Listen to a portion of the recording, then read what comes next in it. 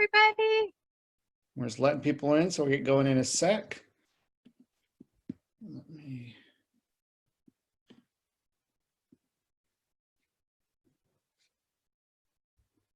We're excited you're here. Hello. Hi. Hi.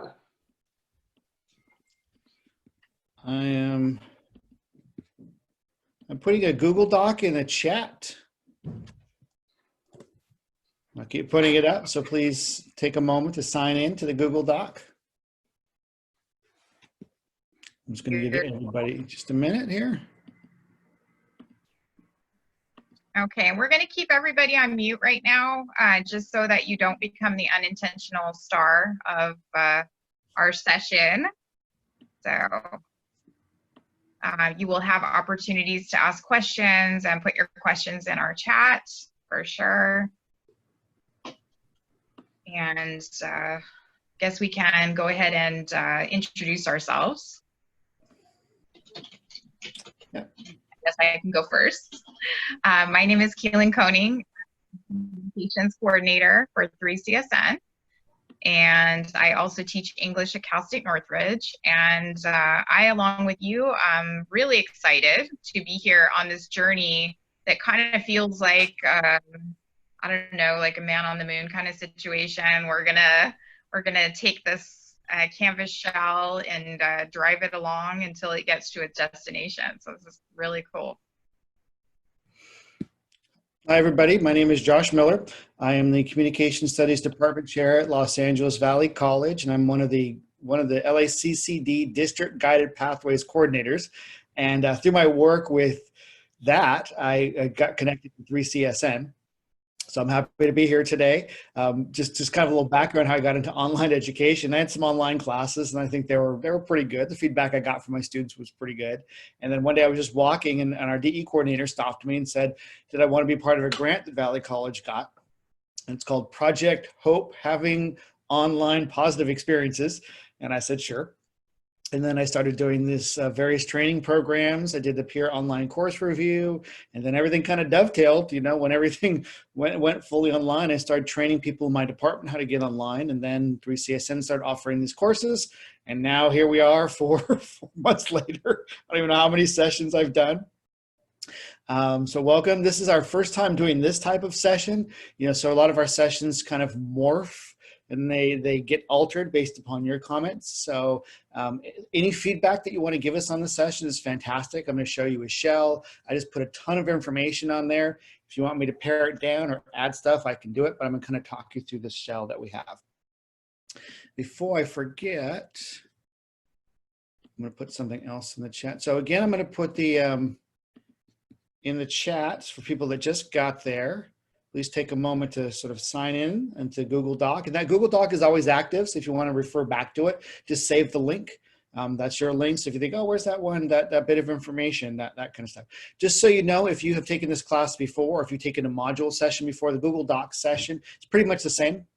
I haven't changed the content for the modules because really, I'm talking about modules again, but I'm just showing you some modules that you can import. But for future learning, if you are interested, we have, where'd it go? If you're interested in any of our past classes, and we'll put it up again later, but you can also save this. I just put up our YouTube channel. And so let's say, for example, you want to do some accessibility training. You know, there are past videos on accessibility training. There's tons of stuff there. So the YouTube channel has a lot of our past sessions on Zoom, breakout rooms, accessibility, Canvas 101. So there's a lot of great stuff there. Okay. So what will happen is I'm going to go through a PowerPoint. If you've done the module PowerPoint, it's pretty much the same. I'm just going to go through a little bit quicker, see if there are any questions based upon that content. And then from there, I'm going to go to the Canvas Commons, show you how to upload a shell. And then I'm going to talk you through that shell to see if that's something you want to use for your own class. So before we begin, are there any questions? You can put them in the chat. All right, let's get this going. If I make funny faces, I have a little bit of a sort of going on with my ear here. So let's do my PowerPoint, share screen, PowerPoint, very exciting. Where'd it go? Let's get it started. Okay. So the title of the course is Canvas 101, but I left the PowerPoint as Canvas 102 just because we're really talking about sort of module construction, and I kind of want to refer back to this. So if you've taken my module session before, our module session, this is going to be the same, but I'm going to orient it a little bit differently when I get to the commons and the course that we've developed for all of you. So Create 3CSN. If you haven't been here before, welcome. It's a fantastic organization. I mean, the bottom line for all of us is create a sense of community, and that's what this is all about. I mean, it's about getting people together, sharing information, connecting with each other. I connected with 3CSN. They brought me in, and we've created all these connections. We've developed courses based upon feedback from the people that have taken these courses. So it's great. And the bottom line of this is develop, I like this professional identity development in an online environment, because a lot of us our identity has been face-to-face. And we're now having to shift that identity to online. So who are we now in this new virtual world? And this bottom line here, and I think is really important, is productive struggle. And I hope that everybody takes a moment and just sort of reflects on it's okay. This is a struggle. It's a challenge. A lot of you, you've been teaching for a while. You never thought you'd be teaching online, but here you are. And it's a shift, and it is a struggle. But the bottom line is that, we're kind of in this together. That's why we call it a productive struggle, because as we get through it, we're going to be better online instructors. So the 3CSN mission, if you haven't been here before, the bottom line is developing leaders. We're right now, and that's what it really made me into. So I just became some guy that was walking through the quad that took, that somebody stopped me. Now I feel like a leader in online education because of 3CSN. And the bottom line here is it's student access, success, equity, and completion. That's the bottom line, is developing courses that foster those concepts. So remember, as we develop this, it's about the students. And just like you didn't sign up to go online, a lot of our students didn't sign up to go online. Some prefer face-to-face, and I'm sure a lot of you, I personally prefer face-to-face, but I recognize the world that we're in. Okay, so some community agreements, so share your questions. Absolutely. If you want to put stuff on the Google Doc, fantastic. We'll keep posting it. Any ideas you want to put on the chat, you want to share information, there's no ego here. If you want to explain something better than I can, fantastic. That's great, because we're all in it together. We ask you to keep yourself mute. Maybe at the end we can unmute people. It's easier for us if you kind of put questions in the chat, and then I'll pause and go through those questions. Assume best intentions, that we're all here together. Take some time. If I'm going too fast, slow me down. I'm in no hurry. We have an hour and a half. We have lots of time. So I have no agenda other, get these ideas out for you. But if you need something re-explained, you want me to go back, happy to do it. Just keep in mind that we're all learners. And then at the time, at the end of it, we want to make sure everybody has time to question and process. If you want to prepare a workspace, that's great. This would be the time. Open up the Google Doc. We'll put it back in the chat. There's a link. If you wish to sign into Canvas, if you have a course that's available, you can actually go through the process right now. If you like the course that we have, you can import it. I might edit the course that I put on the comments. Then, based upon your feedback, you can import next week, but you can go through the process of what we're talking about right now. And if you want another space of note-taking, digital paper, whatever, again, if you have any questions, text us. So before I begin, are there any questions? All right, let's go. Okay, so Canvas 102. Now the learning goals are the same. The only difference between when I do the module conversation, what I'm doing with today's session, is that I'm going to show you a lot of these concepts in a shell on the Commons. So the bottom line of all of this is the student perspective. How do students see you? How do students see your class? How do students see the content? How organized are you? How structured are you? And this isn't just about online. This is about face-to-face as well. I mean, do you have insight into how students see your material, you as an instructor, your assessments, things like that? For all of this, it's backward design.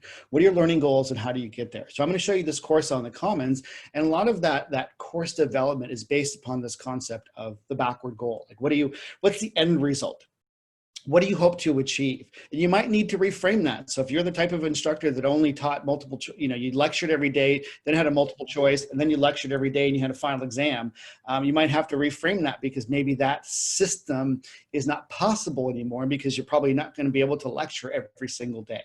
So that's something you have to think about. What are your actual learning goals? What do you want students to get out of your course? Talk a little about curating and creating content. And then I'm talking about module creation, but in a different format. So in past courses that I taught about module creation, I actually went through a module and showed you how to start it. Now this one, I'm going to go through the modules that I already have and tell you how to import it if you like that template. And that's what this is all about.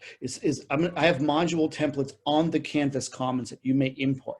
Now I put a ton of information. I pretty much left my entire course on there, and it may be too much. Maybe I need to pare it down. Maybe I need like a much more sparse version of it. Just let me know. But the bottom line is we got to tailor the design of modules to the needs of your course and your students. And I'm going to show you how to develop a module on your own. Okay.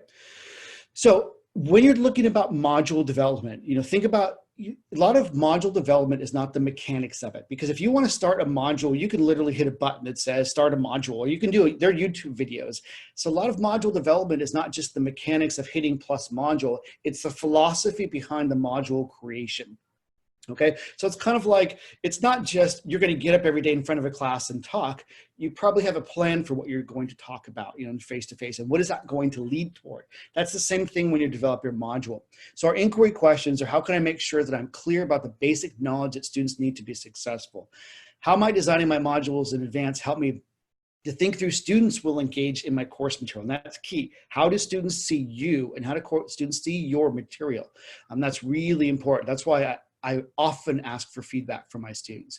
And how can I make it super clear to students that my modules are a guide for the course learning goals? That's what it's all about. What are your learning goals, and how does that module get you there? Okay. So building modules, and a lot of this is already built for you. So I'm going to give you a template, but this is the philosophy behind the modules I'm going to show you in a little bit. Modules are about long-term and short-term learning goals. So module, is it a week learning unit? Is it a 3-week learning unit? You have to decide. Some people will do modules per week, week 1, week 2, week 3, week 4. I do modules based upon my long-term learning goals. I teach public speaking, so my modules are about each speech. So speech 1 is this. So how do I get there? So you need to be able to understand the assignment, and then you have to be able to get some lecture material that builds into that. So think about what your goals are. What do you hope to achieve, and how long will it take? So that's why my preference is learning units based upon learning goals, not per week, because I think, okay, I want them to understand how to do a persuasive speech. How do I get there? So my informative module is massive. It's a module that probably has 10 pages in it. Which is much shorter than one of my first modules. So just kind of be aware of that. So you can do it per week, or you can do it per unit. But what I do recommend, and you're going to see it, is a module plan or template. So for example, my module templates are usually like goals, information pages, discussion, assignment, and then review, and I'll show you that. And this is a concept that's important. Consistency is important in design and due dates. Okay, your modules should look the same. Your assignment should be due on similar dates. You're going to confuse your students if one week your major assignment's due on Monday and the next week a major assignment's due on Thursday, unless there's a reason for it. I've found in classes that I've taken where the dates are all over the place, it makes it difficult for me to plan my life. So, sometimes those little things, just having consistency, can enhance your student success. Okay, so a little bit about content. And I'm going to reframe this content conversation, because I'm actually setting up a template for some of your content, and I'm leaving my content up there so you can see what that content looks like.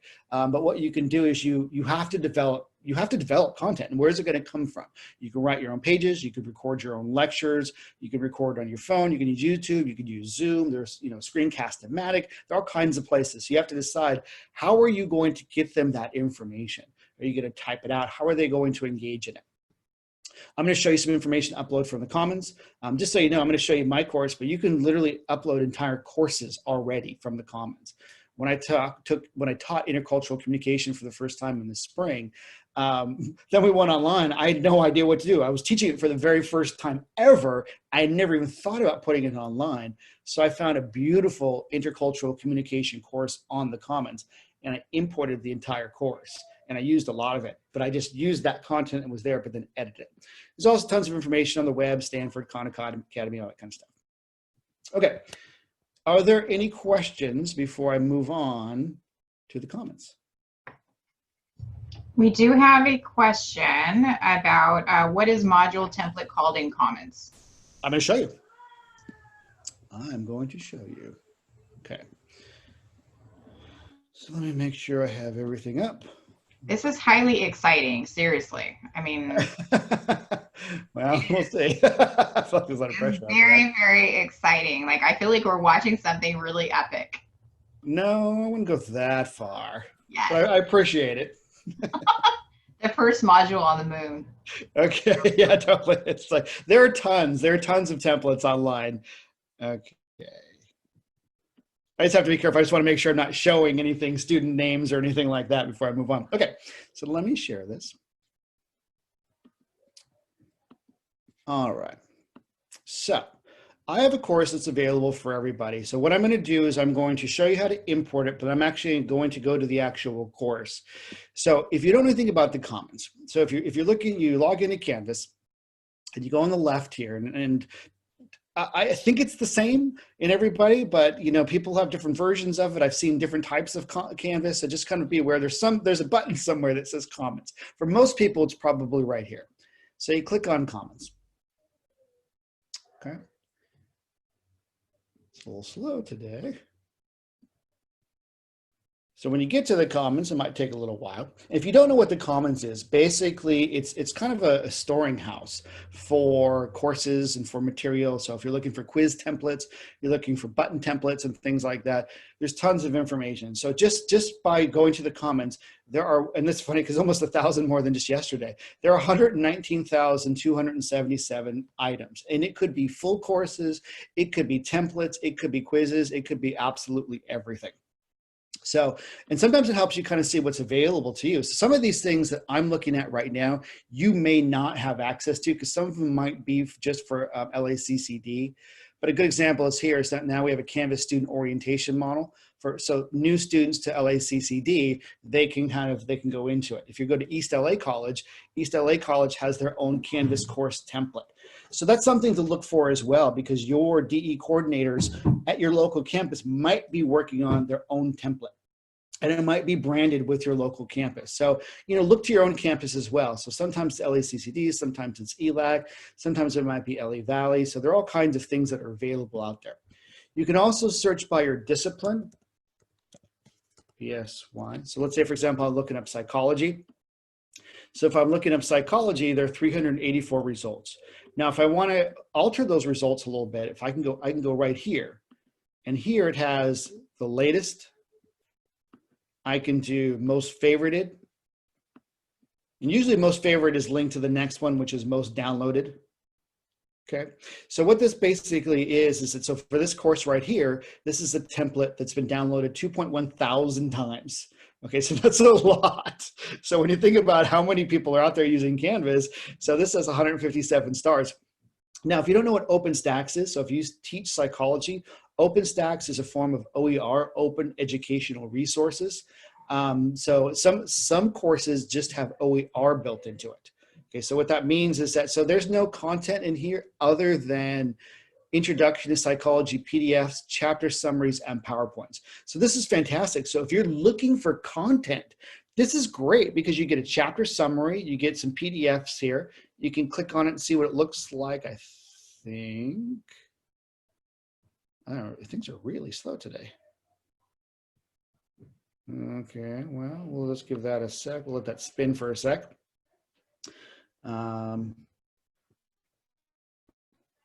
Usually it's a little bit faster, and I did ask my kids to stay off their iPads for a little bit, but so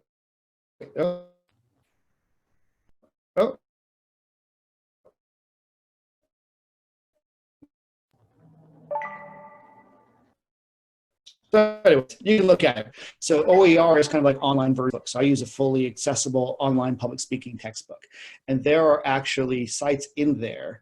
So what I'm going to do is I'm going to stop my video. So I'm going to say goodbye video wise. I'm still here, but just in case, I'm going to stop my video because all of a sudden just my internet connection's unstable. Okay. So you can do that. Now you can also search on the top here, Let's go back to search. So you can go on the right here and you can filter. And you can filter by open textbooks. So if you just want to look for, there are 3 classes that are designated as open textbook. Now be careful of this one, because it may think, oh my gosh, it has 3 results for open textbook, and that's great. And that's like free online textbook. But you have to designate it as an open textbook when you're loading it to the Commons. So for example, that OpenStax I just showed you is an open textbook, but it probably doesn't have the search term on it. So there are more. But you can also filter by templates. But let's say, for example, you want to look, are there any psychology courses that are undergraduate and graduate level? So you see there are 104 psychology courses, full courses, that have been designated as undergraduate and graduate, okay? And then what you do is you can scroll through it. You can import as many as you want, but let's say, for example, you want a psychology of human sexuality course. Here's that course right here. You want some stuff on fake news, lies, and propaganda. You can also look up things like that, like fake news or propaganda. You know, all the words in here become search terms. But let's say this one is a very popular one. We'll click on this. So then what you do, you think, I want to upload this. Just so you know, let me give you a few caveats to importing. So if you want to import a course into your course, first you have to decide, where is that going to go? Okay, so is it going to go into a previous course? You absolutely may bring it into a previous course. You know, sometimes those are easier because they're safer, because it's something, you know, maybe you already have your fall shell right. You can import it into your fall shell. So that's caveat one. Caveat two, if you're going to import it into an active course, so a course that's been published, you may do that, but you have to be really careful, because it will import everything as active. So I made that mistake in the spring where I uploaded that intercultural communication class, and all of a sudden they got all of these assignments and everything. And it was crazy for them because they didn't know what all this stuff was. So I had to go through and unpublish everything. Okay. So just got to be mindful of when you do that. So if you're going to upload it into a current class, what I tell students now is, or what I would tell students is, hey, the class is going to be unpublished for about an hour. I'm taking it offline. I'm going to import some stuff. And then you have to go through it and undo everything. Okay. Then you have to, so you hit import. And once you hit import, and I have a bunch of other students' courses in here, so I'm not actually going to do that because I don't want to show other people's names, because I'm a trainer. So as training people, I don't want you to see all these other courses that are in my course. But you would click on import, and then it will give you a list of all of your courses that you have in your Canvas shell. Okay, and you just click on that, and it will bring the whole thing in. And you can do multiple versions of it. So let's say, for example, you like this course, then another course, then another course. You can bring in multiple courses. All it does is just gives you tons of files. And then you can decide what you want to keep or what you don't want to keep. So for example, when I was teaching intercultural communication, an office mate of mine who teaches intercultural, he put his course on the Commons for me. I imported his course, and I imported the great intercultural course that I found on the Commons.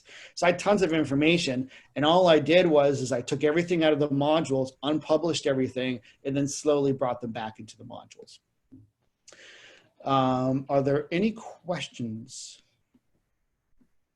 Okay, so Kathy was asking if there's a site that includes a list of open source textbooks. I believe that oercommons.org that I posted.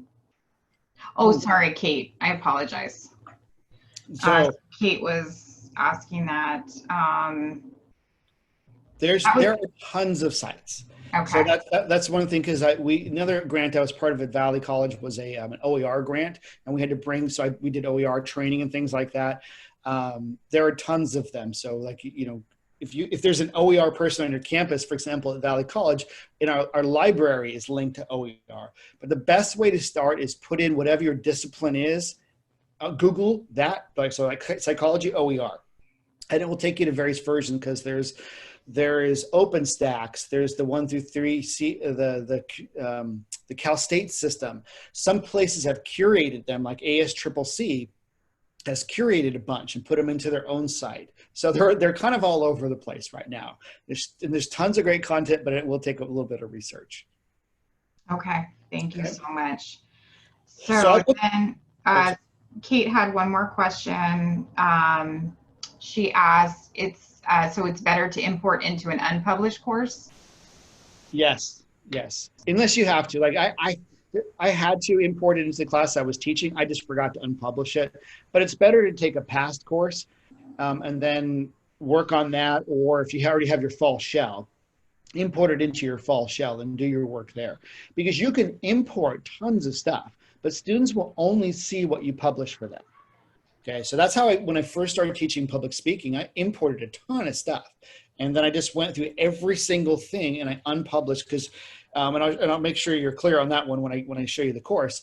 You just have to make sure that how you framed the course, how you set what they can see, can't see, is set up appropriately. And I'll show you that in a moment. Okay, and then we had one more. Okay. So when you click import, and I think this is important, like to make sure that we have the steps right. When you click import, you get the list of all your classes in Canvas, and what do you do next? Okay, I'll show you then, Keelan, we'll just take that part out just in case, okay? Because, I'm a little concerned just because people's names might pop up. Got it, yes. So we'll just take that part out. I mean, so you click on Canvas one. Yeah, perfect, yeah. So I put in, just search for 3CS1, 3CSN. So you notice that if you search for 3CSN or Canvas 101, there are only 3 options that you have there. And it's a full course. I already got a star, how exciting. So then you have the course and it has all the details and stuff. And I'm going to go through this and there's a ton of information in here. Okay, and that's why I want some feedback from all of you because I really want to see if I should just pare it down. I kept going back and forth on it. But it has modules, it has assignments, it has pages, it has discussions, it has quizzes. Oh, and I forgot about the third caveat. So, and I've seen it in different. Okay, so anyway, so if you're importing something from the Commons and it's a full course, and in that full course, there's already information on the syllabus, just kind of a heads up that it will overwrite the syllabus that you already have in your course. So that's something to be mindful of. So if you're developing a new course and you're importing something else and you already have something on your syllabus, I would copy and paste that. Save your syllabus as like a page because it may overwrite it. But I'm looking at this and I don't even see syllabus in here. So I'm not sure but I made that mistake too when I imported a course and all of a sudden my syllabus was gone. I was like, so those little things. So now I know to like save it. My syllabus is now just a series of links and I'll show you that. So what you do. So this is the 3CSN template. I'm going to show you exactly what it looks like. And it has all kinds of samples and things like that. What you do is you click on import. And then from import, you decide the course that you want it to be in. So I want it to be here. So you can decide, you can import it into multiple places. But just so you know, if you're in a different system, so for example, you're teaching in one district and then another district, you're going to have to do your Canvas import separately. Right? Because this would just be my LACCD account. Otherwise, you'd be another one. So you click on whichever one you wanted to go into, and then you just click on import. Okay. You may also download, which is different. So import, literally, you click on import, and it will bring everything that's here into your course, 100%. And you can't pick and choose, just so you know. Everything goes in there. Okay. And you hit import. And then, but if you want to download it, this is like downloading a file to your computer. So it can be a large file because there's a lot of stuff in here and you can download it to your computer if you want to. The only time I've ever had to download something to a computer is when I want information from one district that I'm teaching in and I want to move it to another district. There are only 2 ways to move something from one district to another district. Copy and paste each page or download the entire course and then upload the entire course. Okay, which isn't that difficult. It took maybe 10 minutes to get the entire course into a new one. So then you hit import. And then what happens is once you've imported it, it takes a couple minutes. And wherever you've imported it into, that's all of a sudden, that's where it will appear. So if you already have modules there, which is fine, it doesn't, other than syllabus, it doesn't erase anything you have in there. And then what happens is that you have, so this is what you would get. So if you import the shell, this is what you get. So you get a title page, okay? And everything here is already pre-linked. So if you hit edit, And you can, this is a home page. I put sample on a lot of pages. You can just title it whatever you want to title it. You click on here, you can get rid of that, and that will give you the whatever you want to title the course. And I just kind of gave you some basic information here. So whatever, and just so you know, most of this first page right here, I imported from the Commons. So that's all I did, was I just took the information from the Commons and kind of moved it around. And you can edit any of this information, okay? So instructor text, that kind of stuff. So if you hit save, so you can edit this. So this would be, if you imported this, this would be your home page. You add your own content. So when a student logs into your computer or logs into your course, it's here, and it's pre-buttoned. So for example, I already set it up so this links to your announcements. This one links back to your syllabus. So just so my syllabus is a series of links, and I'll go through that. Modules. Okay. Now you can't edit with these. If you like these buttons, cool, you can keep them. If not, don't. You can't edit what the buttons say. I've tried that because these are kind of like images. They're not necessarily buttons that you can edit, if that makes sense. So it's all here. Josh, we're getting a request for you to slow down just a little bit and to see where, let's see. Kathy, where did you? Okay. So the question, are you saying that this is what we will see after the import? Yes. Yes. This is it. So everything in this course right here is what I just put on the Commons this morning. Okay. So you would import it, and this is exactly what you would see. So if you import this to your course, this would be your homepage for your course. And then what you can do is you can just go through and edit it. So you just hit edit. And you can then change the title here. You can change what it's called. So if I hit edit again, so whatever you want whatever you want it to be called. So, you know, COM 101 homepage, or oh, you're here, you're home, welcome home, something like that. Okay. And then what you do is you can kind of change your title here. If you like the image, cool, leave it. If not, delete it. It's up to you. And here's where you just write, what do you want to say? So here's some introductory information. This is kind of blank. Here's a navigation tip. You can leave that here. These are all the buttons that link to certain pages. And then there's some things on the bottom here, which I'll show you what that looks like. Okay, so are folks doing this at the same time as Josh? No? Okay, cool. All right. Because I know you don't have to. I mean, it's something to think about. You know, if you want to import it. I'm also looking for feedback. Okay. So as I go through it, if you want me to kind of edit it. Perfect. Okay. So, and then again, once you hit, so if you hit edit, notice that the buttons just look like this, and this just looks like this. But then when you hit save, they're actual buttons, and these are actual links on the bottom. Yes. So you can import this, you can play around and see where it goes. Okay, so for example, discussion topics. You can set that up as leading to your discussion, or you can also link it. Maybe you have a course Q&A, you know, maybe you want to link it to something like that. So that's what your homepage would look like. Okay. So before I deviate from homepage, are there any homepage questions? Any homepage questions, folks? Okay. So then what would happen is your syllabus would look like this. Okay. Now, just so you know, what I've decided to do is I've left the syllabus up, and I've left all the pages up. Now, what some people do with their syllabus is they just have what they do is they just have like a long text for their syllabus. What I like to do, and there's videos on this, I don't think it's in your Google Doc, but I'll post it in the Google Doc, on this concept of a syllabus is as a directory, because what this does is it allows the students, okay, where's the textbook? It's here. I need some Canvas quick links. It's here. What's your philosophy and course participation is here. So the way this is set up is your syllabus is just a series of links, and they actually link to the first module. Okay, so I've left all of these up. So so if you were to import this course, this is also what your modules would look like. Okay, that doesn't mean that you have to use these modules, and that doesn't mean you can't add additional modules. All of this is just sample stuff for you to kind of mess around with. So this is what your first module will look like. And you can go through each one of these pages. And I just gave you a sample of what my instructor page. So you would literally, if you wanted to use this page, you just hit edit. You can delete all of this and then just add some information about yourself.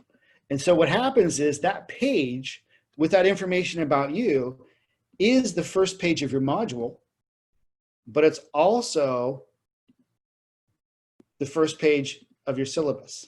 So it's pre-linked for, uh-oh. It was pre-linked. I might have to relink.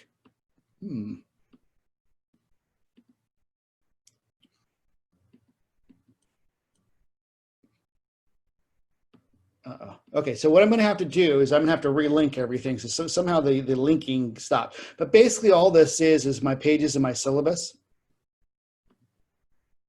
What I do is you just have to link them out. So for example, if you ever want to create a hyperlink to something, you just hit edit. And you can, whenever you want to link to other stuff, this is where you link to it on the right here. Okay. So this is about instructor. All I would do is highlight this. And I know about my instructor page is a page. I just click on it. Update syllabus. Now it's linked. Okay, so what you're doing with your syllabus, all of these are just a series of hyperlinks to other pages you've already created. So it's all that is just a directory, and I'm gonna have to hyperlink all of these again. I'm not sure what happened to the links. Sometimes that happens when you move things from shell to shell. Sometimes you lose the links, so I might have to relink it. Okay, so again, if we go to home, you can edit here. Then if you want, you click on learning modules. You can also tell your students to click on learning modules, and this is your first module. So again, you would just take this page, delete all of my information. I just left it there so you get a sense of what it looks like. This is my Canvas inbox, how to communicate with me. So if you want to keep that information, great. If you want to delete it, great. I have a pinned Q&A. So I set up a class question board, for students can just, if they want to have general questions. Okay. And then the next page is the Q&A. So I also have it, I have this in my syllabus and I have this in my module. And you can leave that if you like it. I have this general how to be successful in this course. This is something that I did not write. This is something I found on the Commons, which I love. I added my own content here. So if you want how to be successful in this course, and I titled everything as sample, you could edit your own information. Then in my SLO, you just hit edit, put in your own SLO for this. Class textbook. So this is the page where you let them know what the textbook is. Okay. Now this is something you don't necessarily have to have this page because this is very specific to Valley, but I do recommend a page. But if you want, this is a sample template that I was given. So if you're thinking, oh, what do I do? How do I do tabs and that kind of stuff? This was a pre-tabbed sample template that I got off the Commons. And all I did was provide links to various services at Valley College. And then for this tab, all I did was put in our local SSD information. So it'd be the same thing. You just hit edit, put in your links down here. And this information is and then down here is your second tab.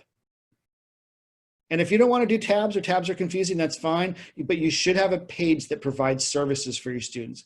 How do they communicate with health services? Where's disability services and things like that. I hear a bunch of beeping. Are there any questions? Is it beyond questioning?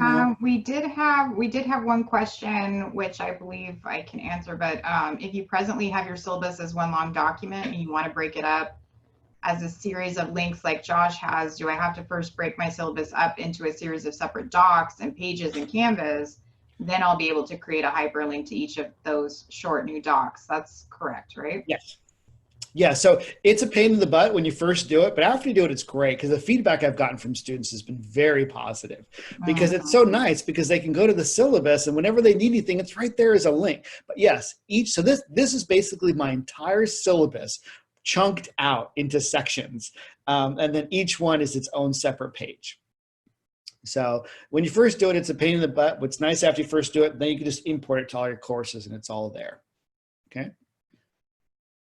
So then this is the valid. Oh man. So I'm gonna relink this. So I'm gonna get some feedback from everybody on kind of the shell and what you like, and I'm gonna relink it and put it back on the comments because somehow I lost the links. Okay. So let's go to modules. And just so you know, the information in here is also, so I don't have any external documents in here. So I don't have any PowerPoints, I don't have any PDFs, I don't have anything external. The information that I do have in here is accessible. Okay, so each one of these pages is considered to be accessible. So if a blind student were using a course reader, all of this information would meet the standard, just so you know. So for example, this information to help you with online learning, academic integrity, online learning tips, netiquette guidelines. I didn't write any of this. This was given to me as a sample. Now I'm giving it to you, right? It's great. It's a great page. It has everything that you need. And at the bottom here, read an accessible text version of this infographic. Okay. And same thing, this page too. I didn't write anything on this page except for this information here where I gave local support. So if you wanted this page, you would keep all of this, but you'd go through your local Canvas page or your local campus page and find the Canvas information because you want to let students know that how do they communicate with Canvas in general, but also how do they communicate with your local campus. Because maybe they can't figure out how to submit an assignment at 3 o'clock in the morning, well, they can call Canvas 24-hour support. But maybe they're having an enrollment issues. Canvas support can't help them with an enrollment issue. They need to be able to communicate with your local DE coordinator or something like that. Because more often than not, when students can't get into the course, it's usually because of a financial aid or payment issue. So Canvas can't help them with that. They need to contact student services. Okay. And then again, next page. All of this was given to me, right? These are all just links to help them. So these are great when you're thinking, oh, I don't want to compile this. That's what I love about some of these templates that you import is you just use the same pages and all of this. So how do you view your grades? Well, here's a link that explains how to view your grades, how to use the inbox. Okay. Then we get here, I recommend you develop your own course participation policy. What does that mean? You know, I was talking to one of my classes yesterday and one of the questions was, what about Carnegie rules and what does that mean for instruction? It's a little bit different. I mean, online instruction is more about regular and substantive contact. So it's not so much how much time the students put into the course. It's how you communicate with students that are in the course. That's a little bit different. You have to interact with them throughout the course. But you also should let them know what happens if you don't hear from them, they don't sign in for a week, will they be dropped? You need to have a very clear policy for students because if you do decide to drop them and they fight that, you need to be able to say, all right, you know, and some people take screenshots of last time they logged in and things like that. My policy is somebody hasn't logged in for a week, I will send them an email and say, what's going on? You know, and usually more often than not, they reply back, oh, thanks for checking up. I appreciate it. I've been busy, blah, blah, blah. But sometimes they never get back to me. So then I feel okay with dropping that person. Let them know your policies on early late assignments. You can edit any of this. You can take any of this information you want. So this is, the reason why I left this is because regular and substantive contact is so important. So here's where I let students know how I will be interacting with them. So I'm going to interact them with discussions. So a good example of my discussions, I don't reply to every single comment on discussions. I don't have that kind of time. You know, that's just no. And some of my discussions are for the students themselves. But some discussions I need to interact. So I just let them know my policy. And here I also record myself talking about various policies. So, you know, think about letting your students know how you're going to interact with them. You know, so you are going to develop these assignments. I will communicate with you within a week to give you feedback. You, if you wish to fix it, may have another week. So just be as clear as possible. And then I have this, you may use it if you want. All of my assignments have used this basic structure. Remember I talked about sort of structuring your modules? So all of my assignments have this basic, they don't have Einstein. I don't even know if Einstein even said that. But they have a prompt, guidelines, rubric, and additional support. So what I've done here is I've left this so you can see what it looks like. And what I've also done is that I've given you down here some templates. So if you go to sample module on the bottom here, what I've done is I've given you an assignment template if you wish to use it. So, and this helps you sometimes structure your assignments. So here's the prompt, okay? So here's what the assignment's all about. Here are the guidelines. It has to be 300 words. You have to reply to 3 people. Here's the rubric. So there's a rubric at the bottom of this page. Just so you know, I did leave a bunch of assignments with rubrics that you may use. And then additional support. Additional support can be how to submit the assignment. Additional support can also be, you know, here are some sample speeches or something like that. Also down here, I have 2 versions of the discussion template. So this is a discussion, title however you want. It's the same concept, prompt, guidelines, rubric, additional support. I do recommend the development of rubrics because it makes your life easy. It makes their life easy because they get to know how you're grading, and then it makes your life easy because sometimes, you know, you're super busy, you can just go through it. Here's another sort of template you may use: prompt, instructions, initial reply, reply to peers. And here's some other content. So you may import these as templates. Okay, so these are at the bottom. So everything that's here you will get. Are there any questions? Yes. Okay, so one of the questions was, once we've used the template to design our shell, how do we get rid of the stuff we don't use? You just delete it. So what I recommend you do is you keep whatever your template is. So let's say, for example, you like this discussion, and you like elements of this discussion.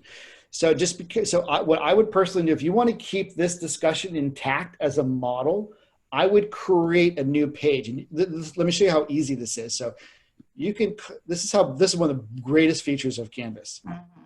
So you just highlight the whole thing, edit, copy. And what I normally do is I normally have 2 browsers open or 2 tabs at the same time, and I toggle back and forth. But then you would just go to pages,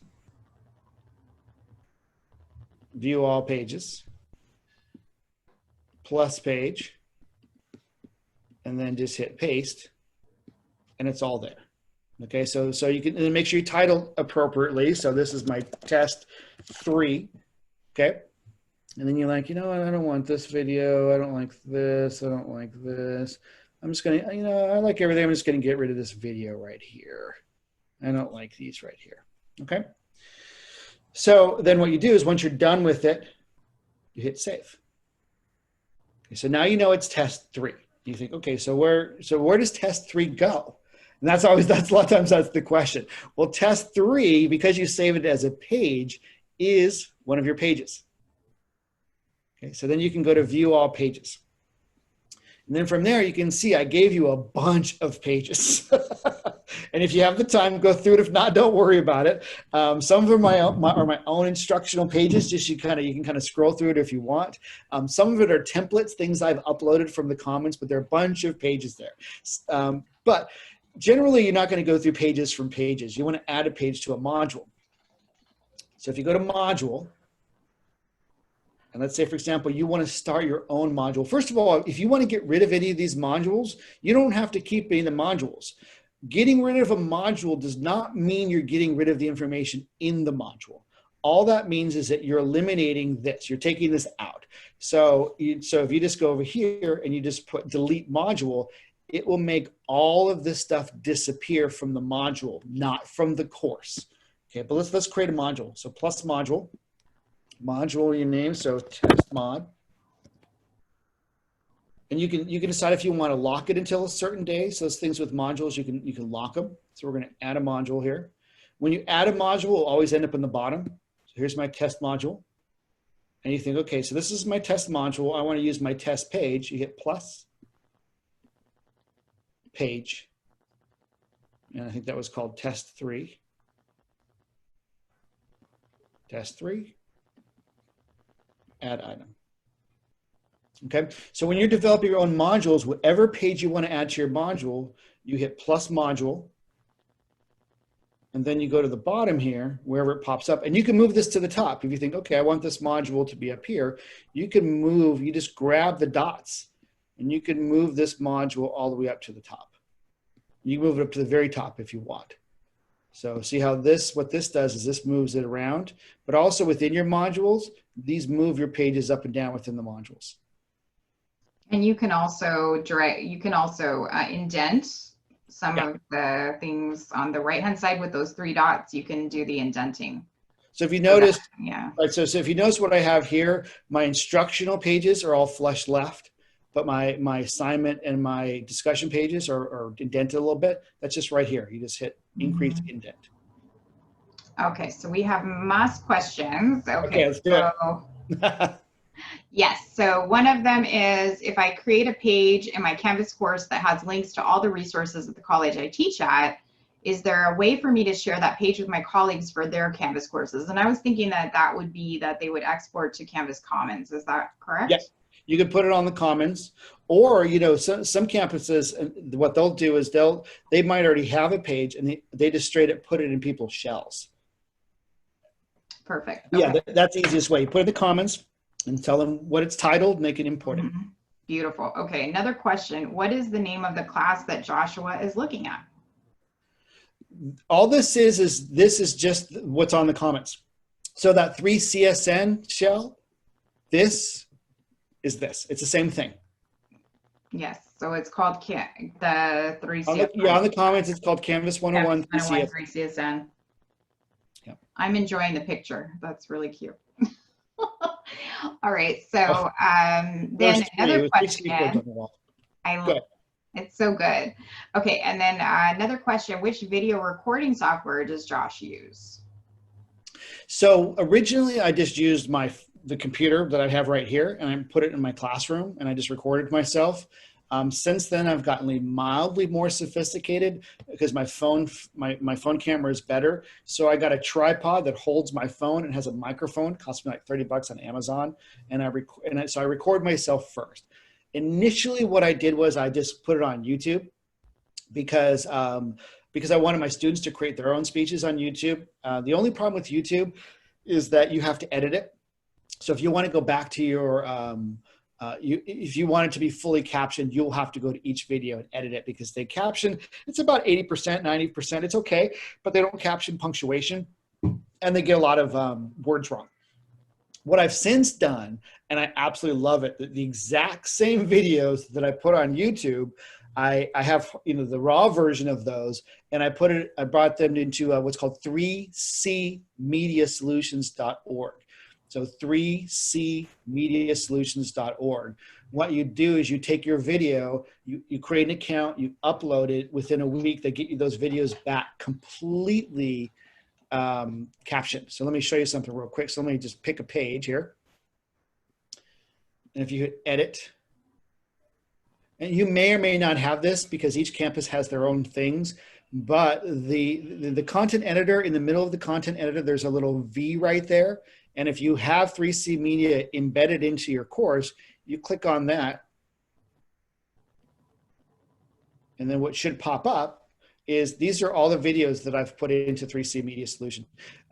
It's great service. The only problem with them is that they often run it, well, not often, but they're funded by the state and they sometimes run out of money. So, because they pay people to caption your videos for you. So there were about 2 months this year that the service was not available. So just going to be mindful of that.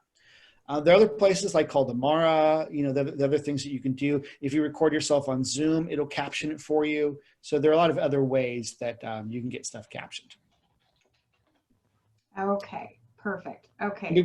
Hold on one sec, since I'm here, because I don't want to forget about this. Yes. Just so you know, also when you have a page, let's say, for example, you're working on something and you think, oh my gosh, I really want that first version of the page. If you're ever working on a page, you bring up the page, not on edit, okay, not on edit, but you bring up the page you're looking at, you go to these 3 buttons right here. So again, I'm on the page, 3 buttons. There's something called View Page History, and that will give you all the versions of that page. So if you went back into the past And so you're like, oh, that page I had 2 years ago was perfect. I wish I wouldn't have deleted that. It saves all versions of your pages, and you just click on it and it will bring that back. So if you made a mistake on something, you deleted something by accident, you can do that. And just so you know, if you permanently deleted something like on an assignment, there's also, if you go to your home page of your course and then put / I think it's undelete, it will take you to the previous version of your course, and it will undelete anything you accidentally deleted. Okay, so what are the other questions? Okay, so just to be clear, when we delete a module, or if something disappears from the module, it's deleted completely, correct? No, it is not. It is only deleted from the module. Okay. Yeah, so it's only deleted from here. The only way to delete something is that if you want to physically get rid of something, so let's say, for example, you're in my course and you're like, dude, you've given us way too much information. I need to get rid of some of the stuff, because I know some people are like that. They're like, this is too much. So let's say I want to get rid of some pages. And I started to get rid of a bunch of pages. So you hit view all pages, and then you actually have to go to the page, and you physically have to click on the buttons and then hit delete. That is the only way to permanently delete anything. Otherwise, what you do, so let's say, for example, with modules, that new module that I put up here, I just hit go here and I hit delete. Okay, so that module is gone. Test 5, add module. Again, it shows up on the bottom. You hit the plus for any content you want to add. I'm going to bring that page back. Test 3. See, the page is still there. Okay. Oh, another thing too, so since I'm looking at, you notice how some of these things are green and some aren't. You may have, I was working with somebody and she couldn't figure out why students couldn't see her modules. So what had happened is that she had all of the pages published, but she didn't actually have the module published. So that's really important. So for example, if you have, a good example is this. So if you have this module published right here, but then this one is unpublished, and you can do that within the module too. So maybe you don't want to delete something from the module, you want it there.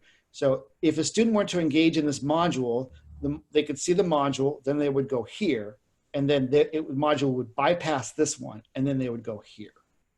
Okay, so just be mindful of what you publish and what you don't publish. Because if this is not published, students won't be able to get to these pages unless you have enabled it so students can see pages here. And I'll explain that in one sec. What other questions? Okay, so one more question was about, okay, that was the one about that. What is Immersion Reader? Oh, all that is, let's see. Let's go to a page. And this is the immersive reader up here. That just means if you're relaxing, and maybe you're drinking some wine or some good rum or something, and you want to have your page read to you, that's what that is. It will literally read the page to you. That's all it is. Now, be careful of that, because some people think, oh, that will give me some insight into like a course reader. So like the JAWS program, not quite, because it doesn't really call out the links in an appropriate way, but it is an interesting feature. Any other questions? I do like that question about and your reminder, Josh, about publishing the modules, because I tend to use a different, I don't drive the students through the modules all the time, and so when I link different assignments and such, I forget sometimes that they're in modules. Mm-hmm. And then they get this panda that's holding a lock in its hands, and that's all they can see. So you're going to get some emails. Yeah, and you just have to be mindful too. I mean, a good example is that, it's not in here. I had some sample assignments. So I went from here are my samples to, let's see. No, it's not in here. To another page that said, here are the samples. But what I didn't do it was because it was a hierarchy. So it was the third page in with the actual samples. And what I didn't realize is that I didn't publish the samples. So you have to make sure that every page that you're using, because sometimes you can't see them here, but you might link to a page, they also have to be published. So, you know, sometimes, so one of the things I recommend that you do is that if you import the shell, you kind of go through it and go to your pages. And then if anything's green, you know, you can unpublish it if you want. Now, another thing that you can do is that if you don't want students to see all the pages, let's say, because this is a lot of pages, right, that I've left on here, but you don't, and you can use them. So for example, here I have all these module objectives. You can go through each one of these modules and just delete the information. So you have a lot of these pages built in. You can just retitle them. So you don't have to keep hitting plus module, plus that kind of stuff. So what you do, if you look at my page here, you notice that I have a bunch of little eyeballs here. All of these eyeballs are pages that the students cannot see. So one of the ways to direct your students to the modules and not to the assignments, the pages, and this is something I highly recommend, because you're going to get students that will jump right to your assignments or jump right to your discussions, but not read the information that gets them up there. Okay, so good example. If I go to modules, and you look through my modules, you'll see that I have a series of pages that leads to this speech. This speech. This is a very important speech right here. It's 70 points. But what students might do is that if you enable them to see the pages or the assignments, they might go right to the assignment itself without actually reading the pages that built up to it. Most of my questions come from back when students, I had the entire course available to students. So let me show you something. So if you go to your home page, there's something on the right here called Student View. You click on Student View. Okay, if you notice that every single thing that had an eyeball crossed off is now gone. Okay, so let's leave Student View. See how these are back? These are just pages that you can access from here, but students cannot see. Now, this doesn't mean that students can't take quizzes because it's crossed off. All it means is students can't go directly to the quizzes. They have to go through the module to get to the quizzes. So how do you do that? So if you're on your page, you go down to Settings. And this is kind of a couple of tips and tricks while we're here. One of them in Settings, I don't really use a whole lot here, but if you want to change what your tile looks like here, you click on those three buttons and you hit Choose Image. And if you either have an image on your computer, you can upload it from here. Or you can go to Unsplash, which have tons of images and they're all open domain, so you can use those. So if you want to do that, you may do so. Oops. If you look at my homepage, you notice that I don't have announcements on the top because I don't actually have any announcements right now. But if I wanted to have my announcements on the homepage, again, something I highly recommend because I like students to have access to information at all times, is that you go down here to Settings. And on the bottom here, and it's in such a strange place, is you go to More Options. So again, Settings, More Options. And then down here is a Show Recent Announcements on Course Homepage. You can click on that. And what that does is that when you have announcements now, so students log into your course on the computer, and it's a little bit different on the phone, and they see your homepage, your announcements to be right at the top. So I love that feature because it's right there. And so students know that if there's new information, it's for them and it's available right there. So that's how you do that. If you go to Sections, this is just something, if you're teaching multiple sections of the same course at the same time, at the same college, okay, those are all key, you may combine them. And so you can combine them and they will all show up here. This is a sample course, so there's nothing in here, but you'll have 2 or 3 courses here and it'll enable you to connect them. So the benefit of that is that you don't have to toggle back and forth between multiple shells. Another benefit is that if you need to edit an assignment, you just edit it once and it edits every place. But back to the eyeballs. Eyeballs is through navigation. So what you do is you think, okay, what do I want students to access? Well, they don't really need Pisces yet. They don't need my credentials. We're not using Labster. We're not using chat. We're not using Portfolium. There's a lot of stuff there, and it confuses students when you give them a bunch of information. I want modules to be on the top because that's the most important part. People, they don't need to see people. Attendance, I don't do attendance that way. I'll leave net tutor just in case. Okay, so what I've done is all of these things down here, students cannot see, but they can see this. So then you hit save.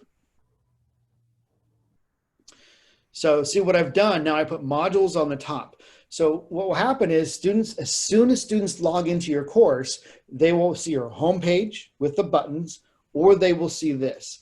What they cannot do is go directly to assignments or discussions or quizzes here. And I actually tell students don't do that because I want them to go through the module. So definitely what you want to do is you want to alter what they can access. And then it's easy. So that's also important because if you have a bunch, this conversation started because if you have a bunch of pages and then you allow students access to your pages, literally every single page that is green that is published, students can view. Okay, so that might really confuse them. But if you just run it through the modules, because the modules, you decide what pages you want them to view and what pages you don't want them to view. Okay, so before I go through this module here, are there any questions? Yes, there sure are. Okay. Okay.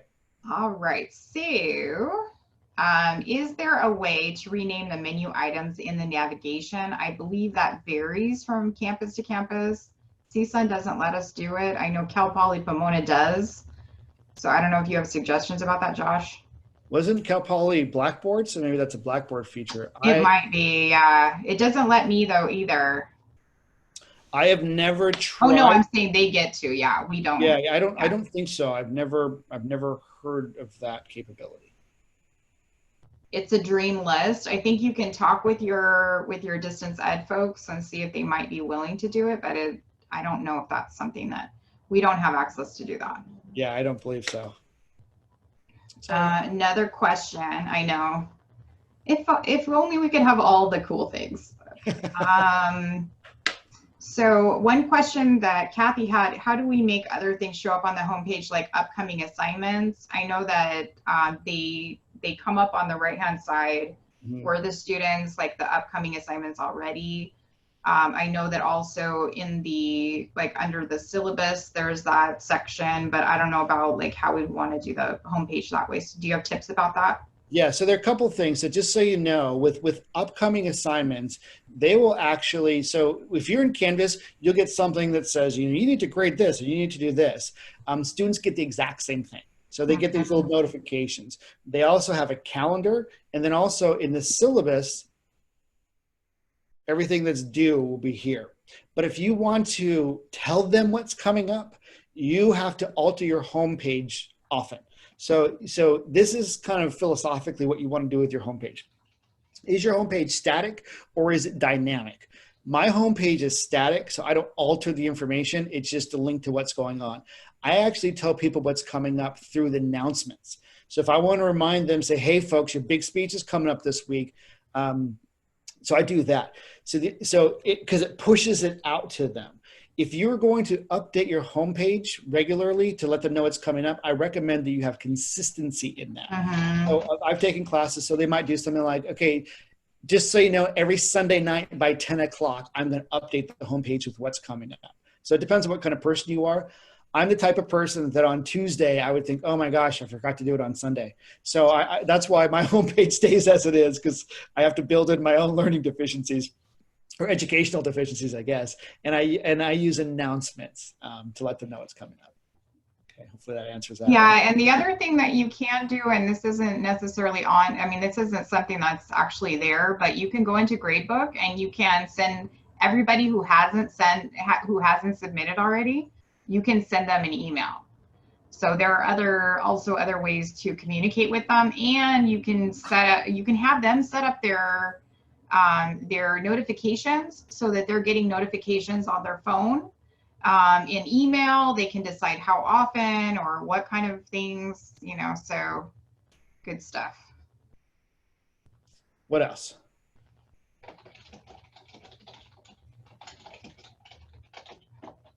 All right, so we've got one more, I think. Okay. How do you add a video to a module? That would be under files, correct? You Well, add it a file? depends. It depends on where the video is coming from.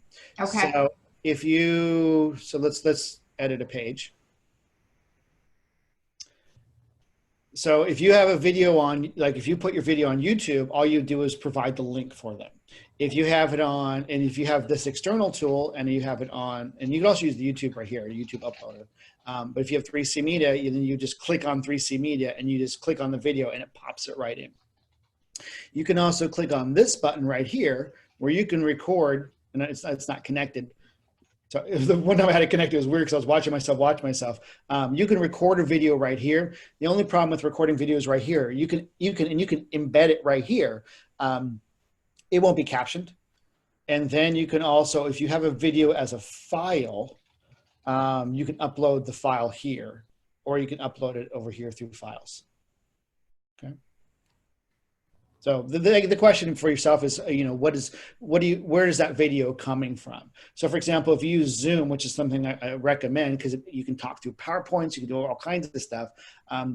Right. So like if you want the YouTube channel that we posted in the chat, that YouTube channel is Zoom recordings and those are fully captioned. Okay, so that's a good example of what you can do with a video. And then if we were to use one of those videos in the course, we would just provide the link for that YouTube video. Okay. Okay, and Kate is asking, can we put in videos from online, like a political commercial? Definitely. Yes, the only thing, let me show you something real quick in terms of captioning. You just have to make sure that when you caption something, you just got to make sure the videos are captioned, as well as possible. So if you didn't know, if you go to YouTube and I'm searching for public speaking basics, there's a filter button right here. So you click on filter. And what that does, and you go to subtitles, closed captioning. What that does is it searches by closed captioning. So the videos on the top are the ones that are fully captioned. And as you go further and further down, then they're not captioned as well. But just so you know, that's a way to search for content. So when I had to create this course, my online course, some of my videos weren't captioned well. So I had to use this filter to find some YouTube content that was better captioned and had to switch out all of my content. Yeah, I had that happen with a video, that ape shit video with Jay-Z and Beyonce, the Carters. Oh my goodness. I don't think any of the Tidal, TIDAL videos are captioned. It was horrible. I was trying. So then I had to have, I was able to have our campus folks caption it for me, but terrible. Yeah, and that's the thing that never assume, because like about half of the TEDx videos that I had to take them down because I just assumed that TEDx would be captioning and it's completely random.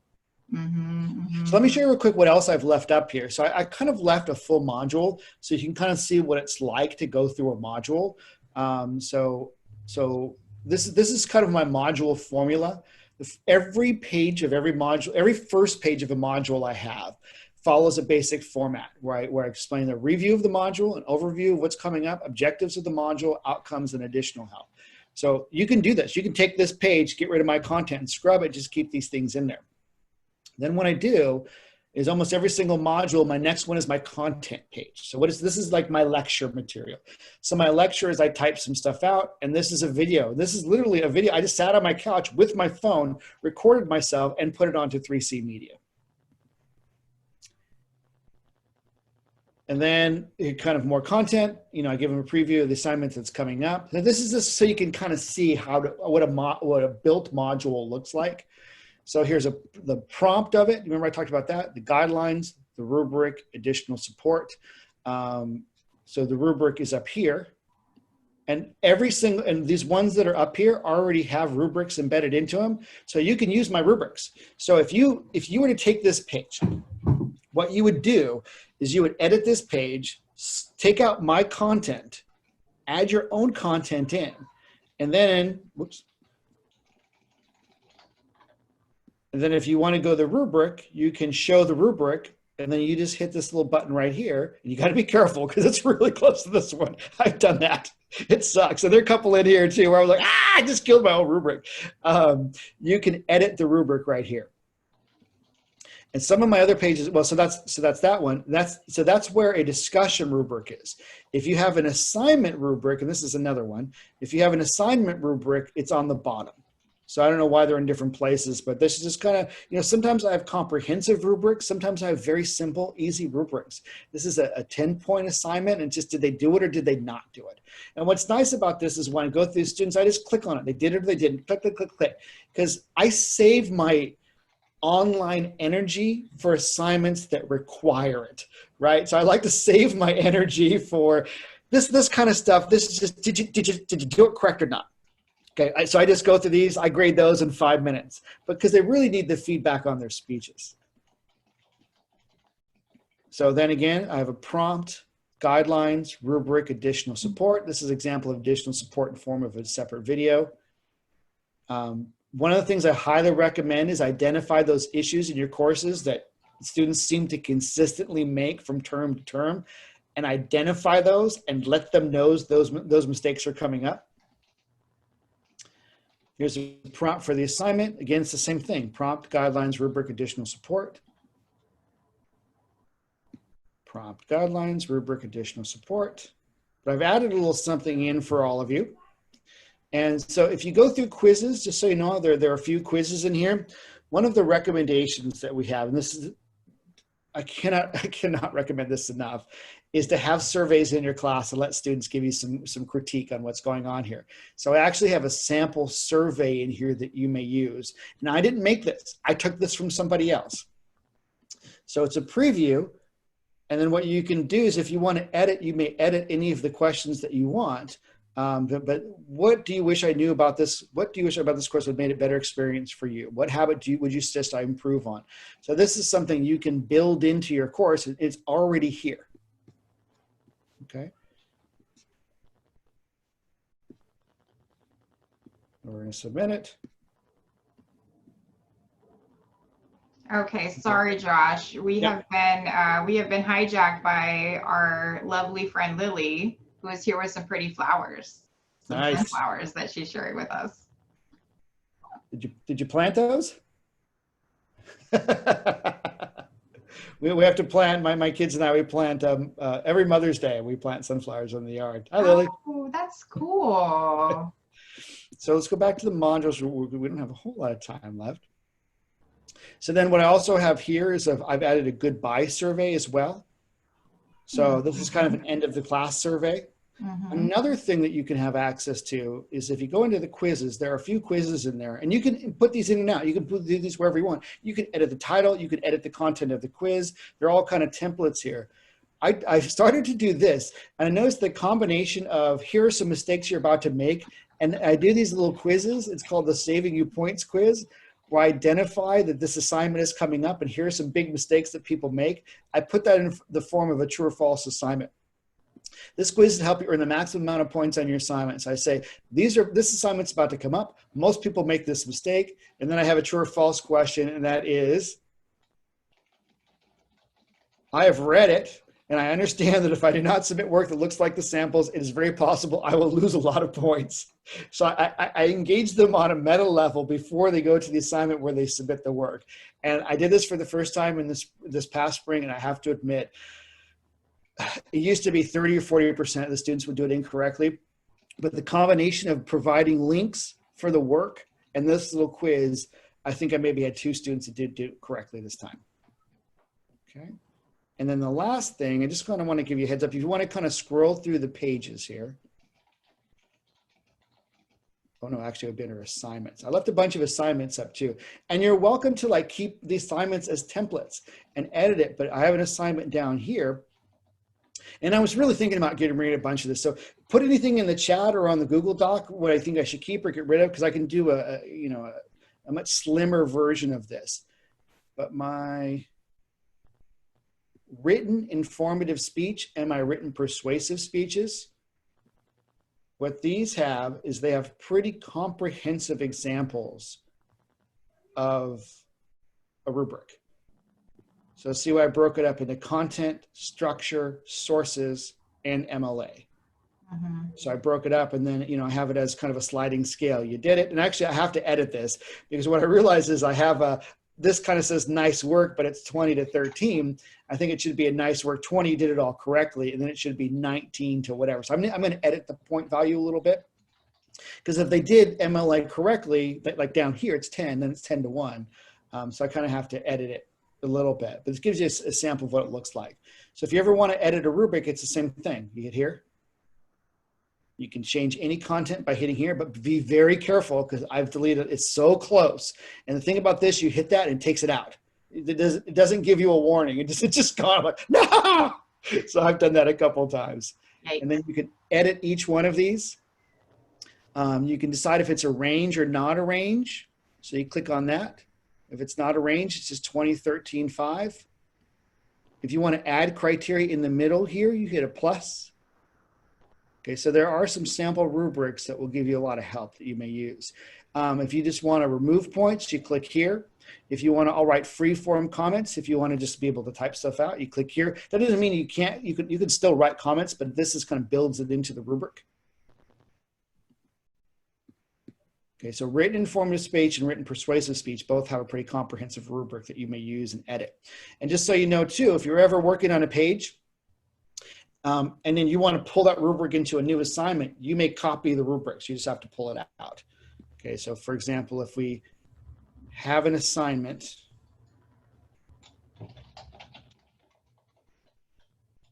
we'll create an assignment, and you do test. Let's do test 22, so I remember. And you hit save. And then it's a weird thing, you know. This is one of the wonky things of it. But you have to create the assignment first, and then once you have the assignment, then you hit plus rubric. So you hit plus rubric, and then you can find a rubric. Okay, so if you find that rubric, you have to decide where you're going to find it from. So it could be from the course that you're currently in. It could be from a different course. So it will find your rubrics. And then if you want that rubric from before, you just copy it and it'll copy the entire rubric. And it'll be a different version of it. So you'll have a newer version of the rubric and you can edit it. It doesn't edit the old version. It just copies it in. So we have about 5 minutes.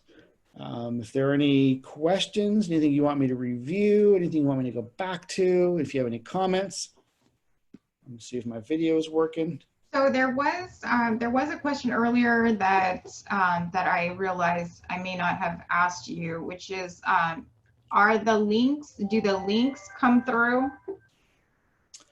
Do the links come through to the from the template? So when they're in comments, I originally thought they did, but now looking at this version, which I moved from one section to the next, the links did not come through. So you might have to relink if you have already uploaded the course and you want to use the, it looks like most of the links came through except for the links between the syllabus and the pages. Everything else still looks linked. Okay. But hypothetically, just in case it doesn't, but it should, let's say, for example, you need to relink these to something, you would just hit edit. You click on the one you wanted to link to. So let's say, for example, discussion topics, just highlight it, don't delete it. And then over here, you decide where you want it to go toward. So do you want it, so this is discussion, so you want it to go to discussions in general. So there are a couple places here. Pages, assignments, quizzes, and announcements, and these are all specific pages. So if you want it to go to a specific page, okay, or to a specific module. So this is if you want to direct them very specifically. You're going to go to this discussion. You're going to go to this announcement. Or you can direct them to course navigation. So if you want discussion topics to go to discussions, you would click here. If you wanted learning modules to go to modules, you can either have them go to a specific module, or you can just go down here and click on modules. Okay, and then it moves them there. Okay, so that's different. So course navigation is kind of the general area you're pointing to. All of these are more specific pages or assignments that you may or may not be directing them to. Okay. Okay, so we had another question, which is, I know how to upload an image, but how can I add text to an image? So I'm trying to find out if that's about alt text or. Yeah, so that's all. That would be alt text. Yeah. So just so you know, if you go to, and I can do that real quick because that'll just take me a quick minute. But if you go to the YouTube channel, we have an entire video, multiple versions of a video of about making it accessible. So that's really important. So if you hit edit, so you want this image, you have to make, what do you want this image to be? If you go up here to embed image, so again, edit, embed image. So you highlight the photo, or just click on the photo, go to embed image, and this will pop up. Okay. So notice what it says here. It just says decorative image, and that's completely fine. It's just an image of some books. You don't need to say an image of some books. You can just say this is some decoration. So if it's some pretty trees or some nice sunflowers or something like that to make your class look, prettier, that's great. That's fantastic. But you don't have to say this is pretty sunflowers. But what you do, so if it's decorative, you put here. If it's not decorative, it actually is content that they need. So for example, the one photo of me is a photo of Professor Miller and his two boys. Just so you know, a course reader will read this as an image of, so you don't have to write in an image of, because the course reader will read it as an image of an image of. So if this is an image of books in the library. So books in the library. So the course reader would read this as an image of books in the library. But that doesn't enhance course content by any means. So I would just keep it as decorative and then you update it. And that's what you do. And that's called creating an alt text. So all images should have either A, marked as decorative, or B, should have some description on it. Yeah, so if you're trying to actually put some text, like let's say that you want to, like some of the icons that Josh has on the main page, you can use something like Canva to write over it and then save that image and then upload it that way. So if that's what you're looking for, it just depends if you're talking about alt text or if you're talking about like actually, doing something like we see on, like a flyer or something like that, where you see that image that has some, fun kind of text on top of it, or something that gives you more information. Like if you want to say like, modules and you're going to type that under it, then you would need to do that in something like Canva that can be free. Yeah. And just on the page too, there are a bunch of, one thing I forgot to say, in the pages, actually in the files, there's a bunch of stuff in files too. So there are a lot of images already here. And you can delete, and actually I didn't realize there were so many, but some of these, there's some PNGs in here as well. So there are a bunch of little let's go to pages. Is that answering the question for you? Josh, would you mind putting the Google Doc in here one more time? I unfortunately, because I had a little technical issue for all of you to know at the very beginning of too many Zoom things open. It didn't let me Zoom, so I had to do it for my cell phone. So I actually don't have a copy of it right now to share with you all, but I know there were some folks that came in a bit later who might want to have it. I'll put it in one sec. So just going to show you here, like there are also some templates with some icons in it. Oh my God, those, what? And actually there's some videos in here kind of explain some stuff. So there's some informational stuff in here as well. That kind of also kind of explain how to use some of these things. Okay, so let me find the Google Doc. Thank you. Somehow I got rid of it. Don't know why.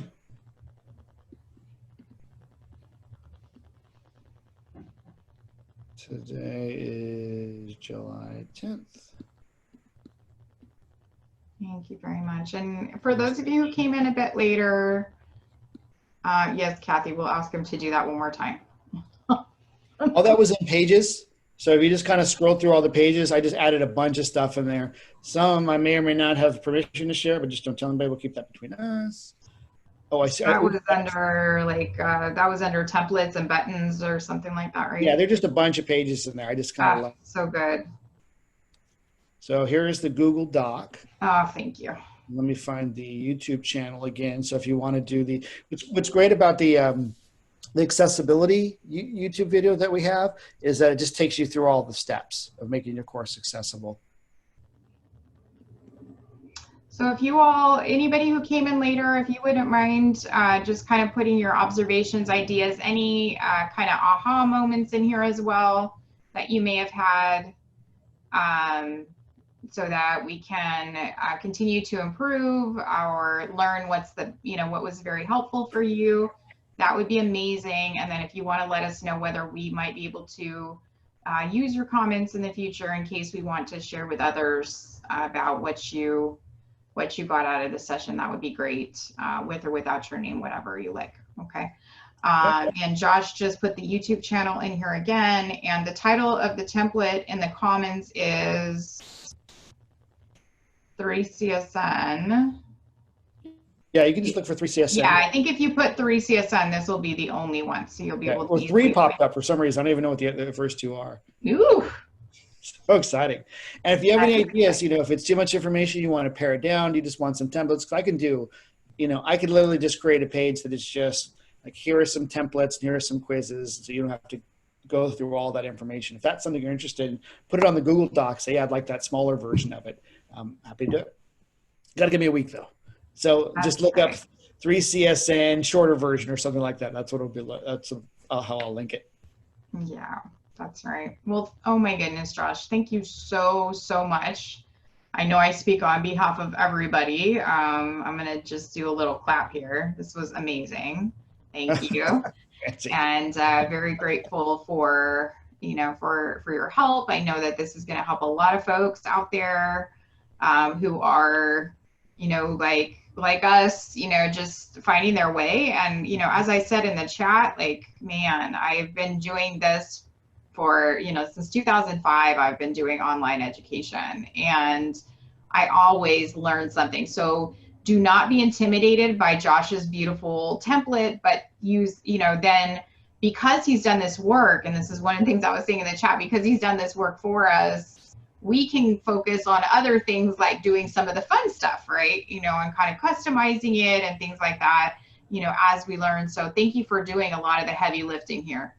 It wasn't just me. I'm a product of other people that have been working with me and wanting to learn for 3CSN. So it's all of you. It's any feedback you give us, it makes future sessions stronger. So that's right. That's right. So thank you all so much. Okay, so the recording, I am actually making this a priority. We are a bit, you probably noticed on our YouTube or on our website, we have to kind of choose, because it is a time-consuming process sometimes with the editing. But I will be getting this up this weekend, so you all have the video, because I know you really need it, and that it's helpful for you, so that you can then use that in concert with the template, because you all are getting ready for the fall, as we all are, or at least many of us are. So we want to make sure that that's available for you. Ooh, it looks like it's been imported twice already. How exciting. All right, everybody. Thank you. Have a good one. All right. Thank you, everybody, so much. And we are just thrilled to have you all here.